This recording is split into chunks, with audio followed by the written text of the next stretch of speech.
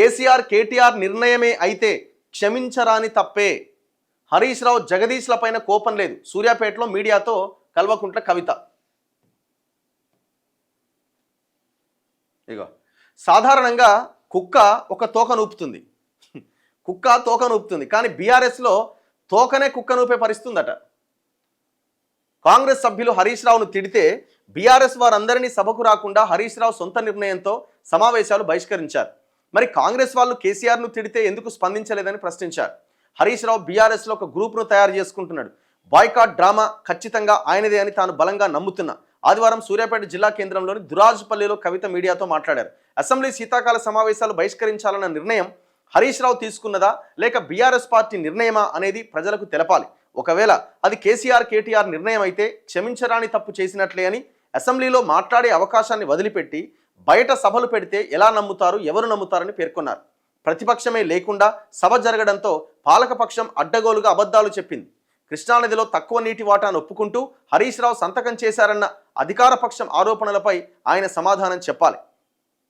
బండి యాదగిరి రాసిన స్ఫూర్తితో నిజాంపై పోరాటం చేశాం, అదే స్ఫూర్తితో తాను ఒక గుంటనక్క మీద యుద్ధం చేస్తున్నా అని కవిత చెప్పారు. తాను గుంటనక్క అనే వ్యక్తిని అందరూ హరీష్ రావు అంటారు. అంటే హరీష్ రావుని అంటుంది డైరెక్ట్గా, గుంటనక్క హరీష్ రావు అని. హరీష్ రావు జగదీష్ రెడ్డిలపైన తనకు వ్యక్తిగతంగా ఎలాంటి కోపం లేదు. అడ్డగోలుగా అవినీతి చేసిన వారిపై తాను మాట్లాడుతూనే ఉంటాను. జగదీష్ రెడ్డి మనుషులకు దేవుళ్ళు చెరువులంటే లెక్కలేదు. వారు ఆక్రమించిన చెరువులపై ఆధారాలతో హైడ్రాకు ఫిర్యాదు చేస్తా. కేసీఆర్ని ఉరితీయాలని రేవంత్ రెడ్డి అంటున్నారు. కృష్ణా జలాల అంశంలో తెలంగాణకు నష్టం చేస్తున్న రేవంత్ రెడ్డిని 2 సార్లు ఉరితీయాలని కవిత వ్యాఖ్యానించారు. సో ఇట్లా ఆమె నిన్న హరీష్ రావుని అటాక్ చేసింది. ఇప్పుడు ఇలా ఒక పాయింట్ నాకు అర్థం కాదు.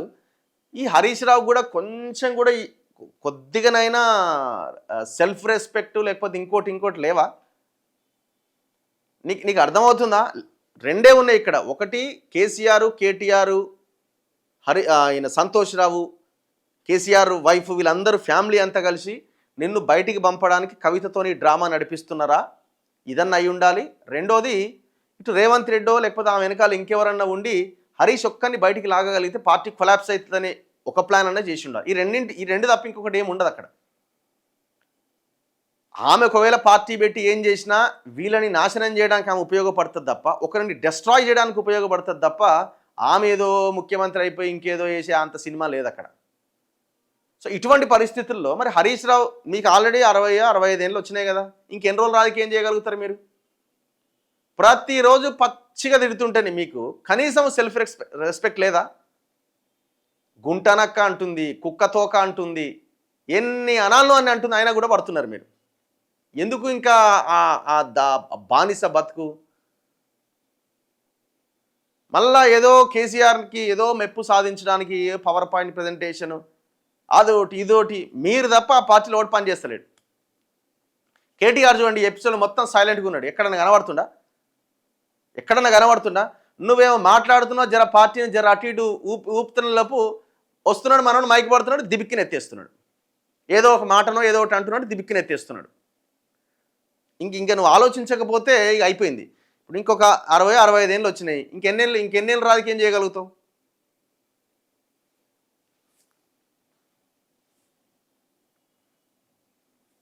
మళ్ళీ నువ్వే చరిత్రలో మళ్ళీ ఎప్పుడన్నా భవిష్యత్తులోకి వెళ్ళిన తర్వాత ఎప్పుడో రావాల్సి ఉండే ఇది చారిత్రక తప్పిదం చేసిన మళ్ళీ నీకు నువ్వే చెంపలేసుకోవాల్సిన పరిస్థితి రావచ్చు. ఆలోచించుకోండి.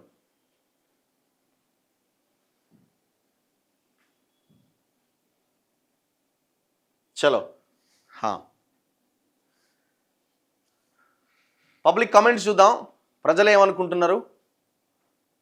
రఘు కోతులన్నీ ఆగం చేస్తున్నాయి. అయ్యో ఈ కోతుల బాధ వచ్చింది. ఈ గుంటనక్కలేమో కానీ కోతుల బాధ ఎక్కువైపోయింది. లీడర్లేమో గుంటనక్కల లెక్క తయారయ్యారు. వీళ్ళు ఈ గుంటనక్కల లెక్క తయారై రాక్షసుల లెక్క తయారవడం వల్ల కోతులు వచ్చి ఇళ్ళ మీద పడి జనాలను ఆగం చేస్తున్నాయి. ఒకవైపున ఈ రాజకీయ వ్యవస్థ, ఇంకొక వైపున ఈ కోతులు. ఫస్ట్ తెలంగాణలో కాంగ్రెస్ని బొందబెట్టాలన్నట. Such an irresponsible opposition leader taking salary promptly but not attending assembly, enjoy with taxpayers money. వాస్తవం ఇది. ఇప్పుడు ఆయనకి దాదాపుగా ఒక మంత్రికి వచ్చే శాలరీ వస్తుంది, ఒక మంత్రికి వచ్చే బెనిఫిట్స్ వస్తాయి. ఎవరికి? కేసీఆర్కి. బండి వస్తుంది, సెక్యూరిటీ వస్తుంది, అన్నీ వస్తాయి. మరి ఎందుకు నీకు ఆ ఫ్లోర్ లీడర్ శాసనసభాపక్ష నేత పదవి? ఆ మల్లారెడ్డికి ఇవ్వచ్చుగా, రోజు వస్తున్నట్టుండు అసెంబ్లీకి, ఓ 4 జోకులు వేస్తాడు, నవ్విస్తాడు, అవతల పడతాడు. సరే దొంగనో ఏదో ఒకటి ఆ మల్లారెడ్డికి అని ఇవ్వచ్చు కదా, పార్టీ ఇది కౌశిక్ రెడ్డికి ఇవ్వచ్చు కదా, లేకపోతే కొడుక్కే మీ అల్లునికే ఎవరొద్దు అంటున్నారు, అది మీ పార్టీ మీ ఇష్టం. కానీ అసెంబ్లీకి రాకుండా ఆ పదవి చేతులు పెట్టుకొని ఆడ గజ్వేలు ప్రజల్ని ముంచుతున్నావు, ఈడ అసెంబ్లీని ఆగం చేస్తున్నావు. ఏఎన్ఎం రిజల్ట్స్ గురించి అడగండి, 1 year అవుతుంది ఎగ్జామ్స్ రాసాడ, చాలా దారుణం ఇది. కేసీఆర్ 11 acres ఎక్కడ 11 acres? పార్టీకి సంబంధించిన 11 acres, పార్టీ ఆఫీస్ కోసం తీసుకున్న 11 acres. మరి అది ఏం చేసిరో ఏమో. ఎంపీటీసీ ఎలక్షన్లు ఎప్పుడు? ఈ ఎంపీటీసీ ఎలక్షన్ల మీద చర్చ ఇప్పుడైతే లేదు, ఇప్పుడు ఓన్లీ మున్సిపల్ ఎలక్షన్ల మీదనే చర్చ ఉన్నది. 11th ఆ టైంలో షెడ్యూల్ వచ్చే ఛాన్స్ ఉంది. ఒకవేళ ఫెస్టివల్ అనుకుంటే 20వ తారీఖుకి పోస్ట్పోన్ అవ్వచ్చేమో. మేబీ మ్యాక్సిమం 11th కల్లా షెడ్యూల్ వచ్చే అవకాశం ఉంది మున్సిపల్ ఎలక్షన్ సంబంధించి. 117 మున్సిపాలిటీలు, 6 కార్పొరేషన్లు.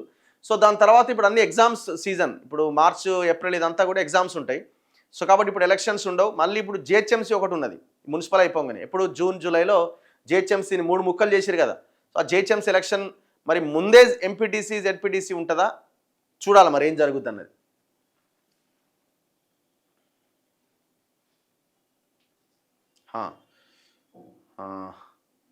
అసలు కవిత ఇష్యూ ఏందో ఏం లేదు. ఆమె నేను ఇంతకుముందు 2 ఆప్షన్స్ ఉన్నాయి అక్కడ, ఇటు కేసీఆర్ అయినా ఇటు రేవంత్ రెడ్డిదైనా.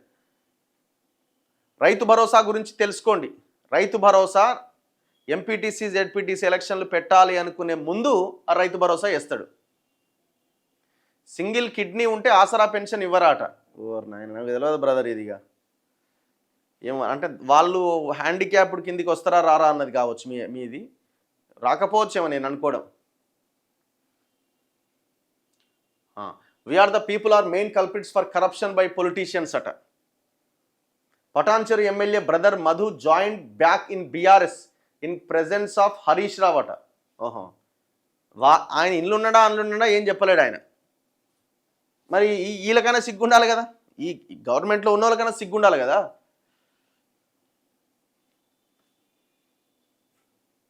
కలిసి పంచుకుంటున్నారట. మొత్తం పటాన్చెరు అంటే కబ్జాలే కదా, అమీన్పూర్ పటాన్చెరు మొత్తం వీళ్ళకి మనోడు బాగా కబ్జా చేసిన భూముల లెక్కలు తెలుసు, ఎక్కడెక్కడ ఏందన్నది.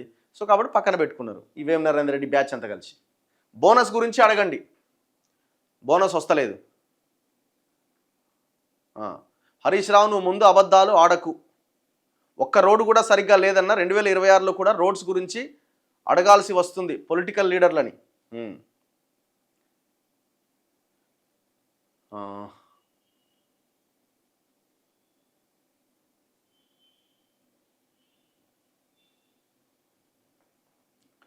అన్న ఫోన్ ట్యాపింగ్ కేసు ముందుకెళ్ళదు, ఎందుకంటే దానికి సంబంధించిన ఫైల్స్, పరికరాలు, మిషన్లన్నీ తగలబెట్టేశారు కదా, ఇంకా ఎక్కడ ముందుకు వెళ్తుంది?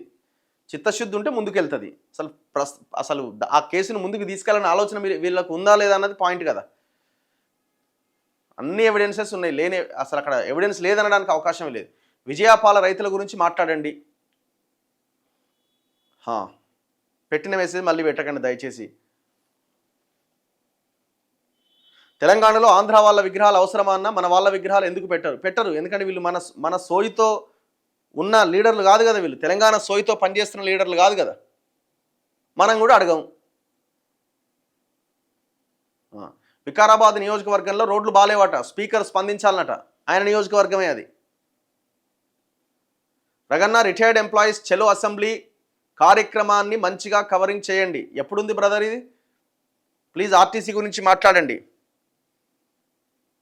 హరీష్ రావు ఊ అంటే బయటికి వెళ్తున్నాడు. దమ్మున్న వాళ్ళు నీళ్ల విషయంలో చర్చించాలి కదా, ఎందుకు భయం?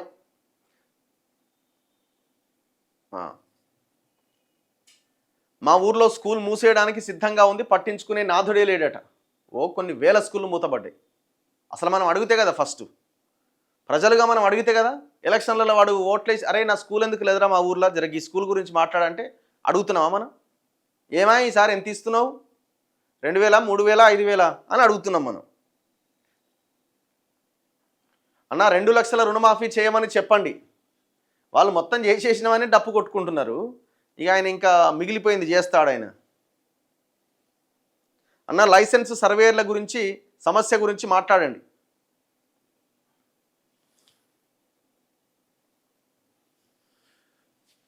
నెక్స్ట్ స్విగ్గీ జొమాటో గురించి మాట్లాడండి అన్న, చాలా కమిషన్ కంపెనీ వాళ్ళు తీసుకుంటున్నారు.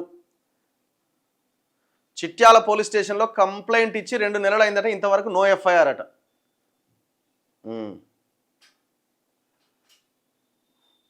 భాయ్ సాబ్, టాక్ విత్ ఆకినూరి మురళి గారు about the education Congress promised the government schools.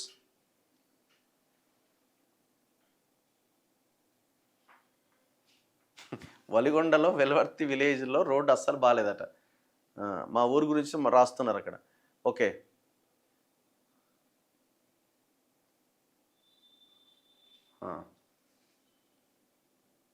We did not like when Raghunandan said urban naxalite to you అట.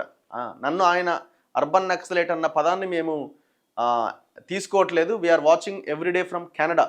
ఓకే, లీడర్లకు ఏముంది బ్రదర్, ఒక క్వశ్చన్ అడిగినప్పుడు దానికి ఆన్సర్ లేనప్పుడు ఎదురుదాడి చేసే ప్రయత్నం చేస్తారు. ఇప్పుడు అధికార విపక్షాలు తిట్టుకుంటున్నప్పుడు కూడా అదే ప్రయత్నం జరుగుతుంది కదా, సేమ్ దాన్ని మనం లైట్ తీసుకోవాలి అంతే. ప్రజలు ఏమంటున్నారు అన్నది ఇంపార్టెంట్, లీడర్ల గురించి మనం ఎందుకు మాట్లాడతాం. శివన్నగూడెం ప్రాజెక్టు గురించి మాట్లాడండి, ఇదే కదా మన మునుగోడు నియోజకవర్గం ఇదంతా. 2 లక్షల జాబులు ఏమైనాయి, గాలిలో కొట్లాడుతున్నాయి అవి జాబులు. నేను ముందంటే నా నోటిఫికేషన్ ముందంటే నా నోటిఫికేషన్ ముందని రేవంత్ రెడ్డి కనబడతలేదు. రఘునందన్ రావు గారు మీకు ఒక ఛాలెంజ్ చేసినారు కదా, దాన్ని నిరూపించుకోవచ్చు కదా. ఏం ఛాలెంజ్? ఈ ఛాలెంజ్ ఏం ఛాలెంజ్ అది? ఏది ఆదివాసులని అడవుల్లోంచి పంపించట్లేదు అన్నదా? నేను అడిగినా కదా లాస్ట్లో, మైనింగ్ సంగతి ఏందని. మైనింగ్ సంగతి ఏంటంటే మీకు కరెంట్ వద్దా అంటున్నారు. ఏమైనా అర్థం ఉందా దాంట్లో? ఏమైనా అర్థం ఉందా? ఆ మైనింగ్ చేయడం వల్ల ఇంకా ఆడ ఉన్న ఆదివాసీ గూడాలు ఉంటాయా ఇంకా అక్కడ మైనింగ్ చేస్తే? మైనింగ్ ఎందుకు చేస్తున్నారంటే కరెంట్ వద్దా మీకు అంటున్నారు. అసలు సంబంధం ఉందా క్వశ్చన్కి ఏమైనా ఆన్సర్కి?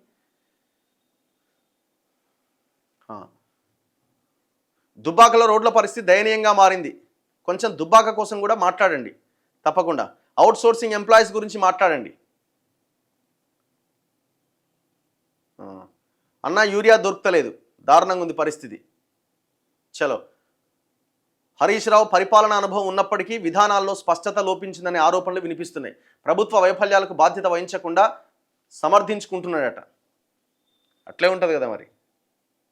అన్న నేను బెహ్రాన్ నుంచి లైవ్ చూస్తున్నా. ఓకే, ఫ్రీ బస్ ఇచ్చి ఆటో డ్రైవర్లను ఆగం చేసిరు, వాస్తవం అది. వీళ్ళు మేనిఫెస్టోలో కూడా పెట్టిరు 12,000 రూపాయలు ఇస్తాం ఆటో డ్రైవర్లకని. అది ఇంతవరకు అమలే లేదు, దానికి ఊసే లేదు కనీసం. పెండింగ్లో ఉన్న పట్టా భూముల గురించి మాట్లాడండి. అన్ని అప్లికేషన్స్ పెండింగ్లో ఉన్నాయి, దారుణం ఇది.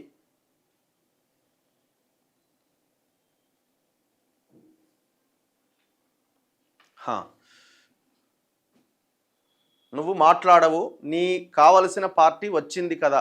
ఏంది మాట్లాడేది? ఇదంతా మాట్లాడడమే కదా. చలో నెక్స్ట్. గుడ్ మార్నింగ్ రఘు గారు, మా సెర్పు ఉద్యోగులకు పే స్కేల్ అమలు చేసి 3 సంవత్సరాలు అవుతుంది, కానీ 5 ఇంక్రిమెంట్లు పెండింగ్లో ఉన్నాయట. 5 ఇంక్రిమెంట్లు పెండింగ్ డిఏలు, 25 సంవత్సరాలకు పైగా అతి తక్కువ వేతనం తీసుకుంటున్నారట వీళ్ళంతా. స్పీక్ అబౌట్ కాంట్రాక్టర్ల బిల్లులట, ఇంతవరకు ఆ బిల్లులు ఇస్తలేరు. కానీ ఎవరి బిల్లులు? పొంగులేడి బిల్లు ఆగలే, ఇంకోరి బిల్లు ఆగలే, మెగా కృష్ణారెడ్డి బిల్లు ఆగలే, అందరి బిల్లులు పోతున్నాయి. కానీ చిన్న కాంట్రాక్టర్ల బిల్లులే ఆగుతున్నాయి.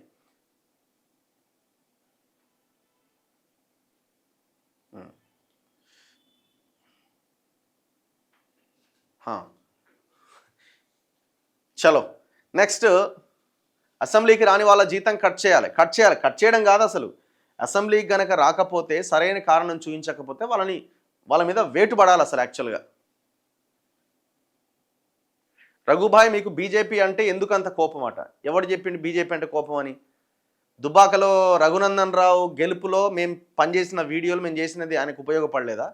హుజూరాబాద్లో ఈటల రాజేందర్కి డైరెక్ట్గా మీరు ఓటేయండి అని చెప్పినప్పుడు అప్పుడు ఆయన బీజేపీ కాదా? ఇవన్నీ కనబడతలేవా? గతంలో నన్ను ఏమన్నారు? గతంలో బీఆర్ఎస్ అధికారంలో ఉన్నప్పుడు హ్యావిడ్ బీజేపీ ఏజెంట్ అని కూడా మాట్లాడారు నా గురించి. ఇప్పుడు ఏదో ఒక ఇష్యూ మీద ప్రకృతి, పర్యావరణము, అడవి అని మాట్లాడుతుంటే ఇప్పుడు మీరు బీజేపీకి యాంటీ అంటున్నారు, రేవంత్ రెడ్డి మనిషి అంటున్నారు. అసలు ఏమన్నా కామన్ సెన్స్ ఉందా? నేను మాట్లాడినటువంటి ఆ పాయింట్ సరైందా కాదా అన్నది ఆలోచించండి. దాన్ని ఆలోచించకుండా నువ్వు బీజేపీకి యాంటీ, నువ్వు ఆయనకు యాంటీ, ఈయనకు యాంటీ. నాకు ఎవరి మీద కోపం లేదు, అవసరం కూడా లేదు. ఒక్కసారి కేసీఆర్ని ఇంటర్వ్యూ చేయవా బ్రో, డ్రీమ్ అట. అలా కవిత కేటీఆర్ని అడిగితేనే ఇస్తలేరు ఇంటర్వ్యూలు, హరీష్ రావుని అడిగితేనే.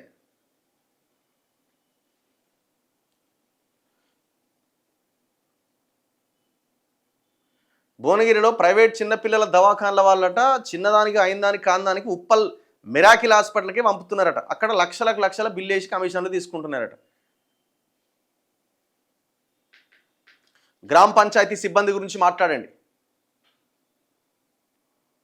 సౌర విద్యుత్ అని కేంద్రం తీసుకొచ్చిన పథకం ఎంతవరకు అమలు అవుతుందో లేదో తెలియట్లే.